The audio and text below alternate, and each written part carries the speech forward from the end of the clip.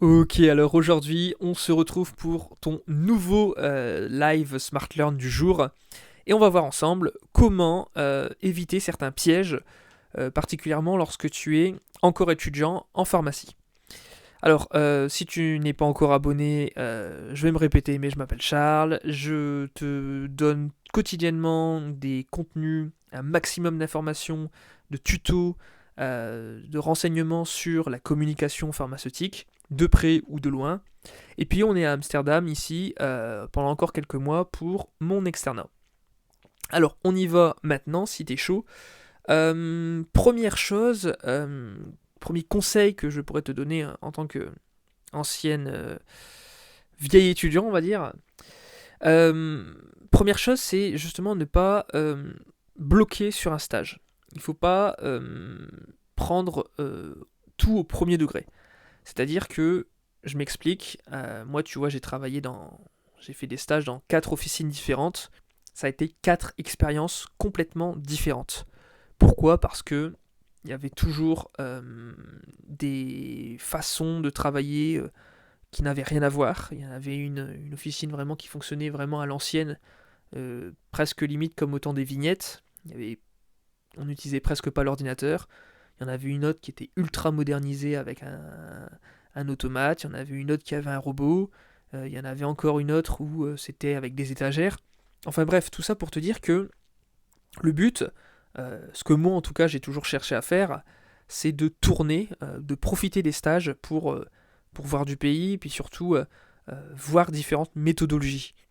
Donc je sais que ça peut être confortable une fois que tu as trouvé un bon lieu de te dire voilà, je reste dans ma zone de confort, je m'entends bien avec les collègues, etc. etc.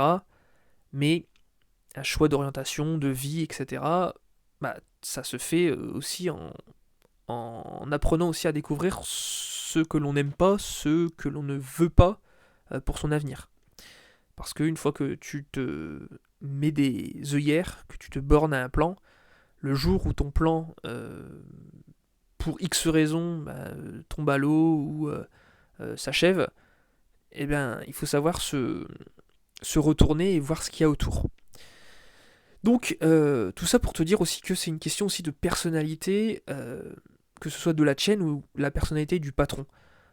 Moi, je sais que ça joue particulièrement en officine énormément, parce qu'on va le voir. Une officine, les gens sont les uns sur les autres à longueur de journée.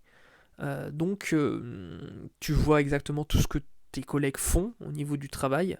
C'est pas comme si chacun était dans un bureau.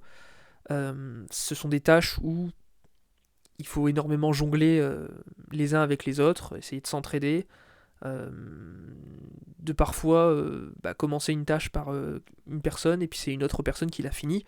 Enfin, tu comprends bien que euh, on arrive vite, selon les méthodologies de travail, parfois à certaines, pas forcément des embrouilles, mais certains couacs.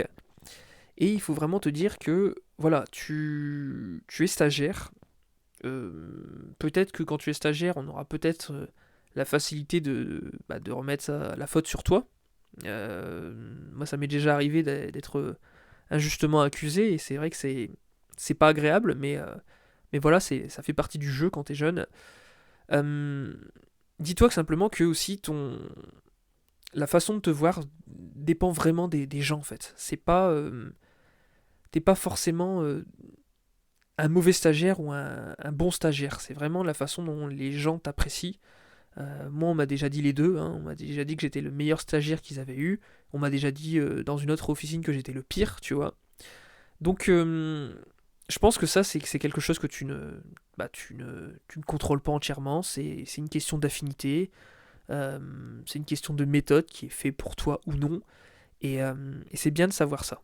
Donc, faut vraiment pas le prendre à cœur. Peut-être que simplement c'est un lieu, c'est un laboratoire, c'est quelque chose qui n'est pas fait pour toi.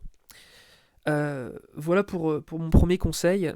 Ce deuxième conseil, toujours un peu en rapport avec le fait d'être parfois très proche dans certaines entreprises de santé, c'est justement de dès le début, garder une certaine pas une certaine distance, hein, je pense que c'est quand même sympa de rester humain et de montrer à ton futur patron qui veut t'embaucher que t'es le mec ou la nana avec qui il aura plaisir à aller prendre des bières, etc.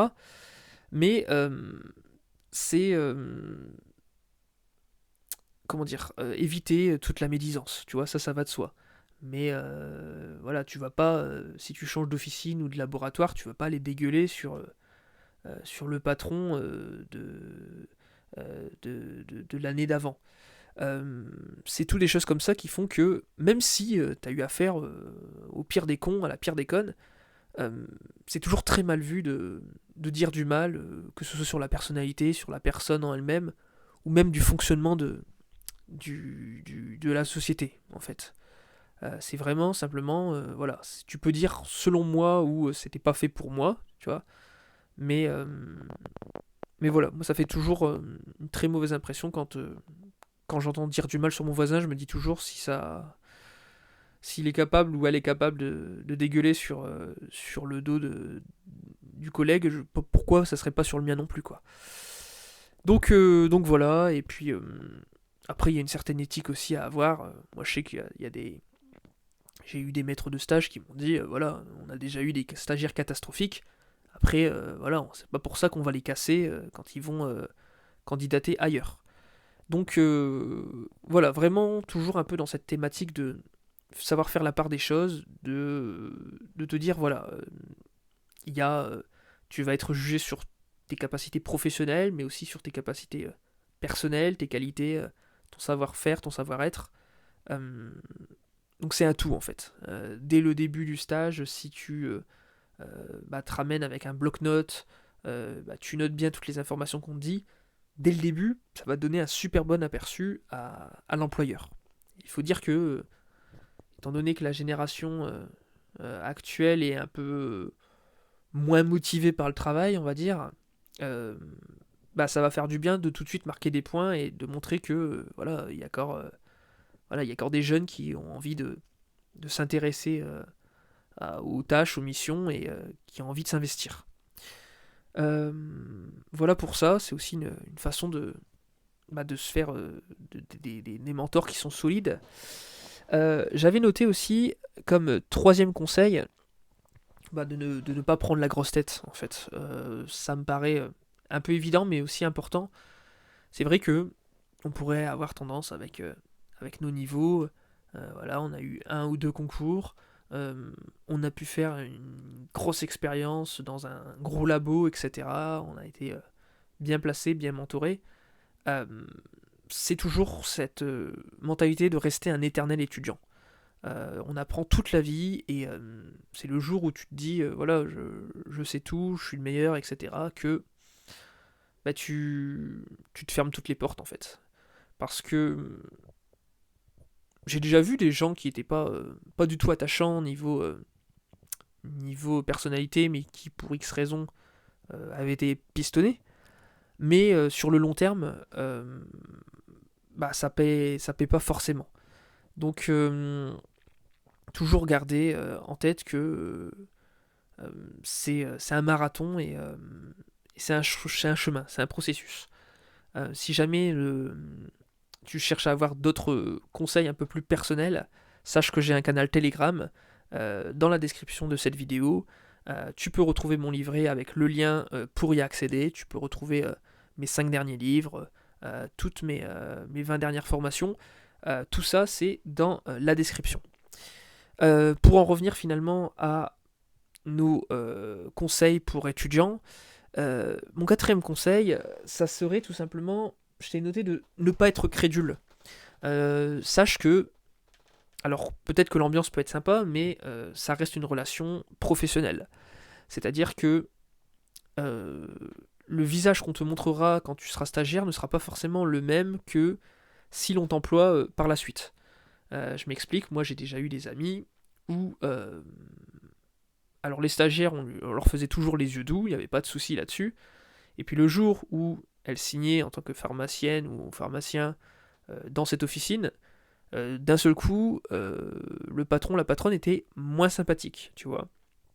Donc évidemment, c'est pas partout pareil, mais voilà, garde bien à l'esprit que ce soit un PDG de laboratoire ou un pharmacien d'officine de campagne, dans les deux cas, ça reste des patrons de société avec des budgets de la main-d'œuvre à faire tourner. Et évidemment que ça reste des fins logisticiens. C'est vrai que on est connu en pharmacie pour être des gens beaucoup plus simples qu'en médecine, beaucoup plus accessibles.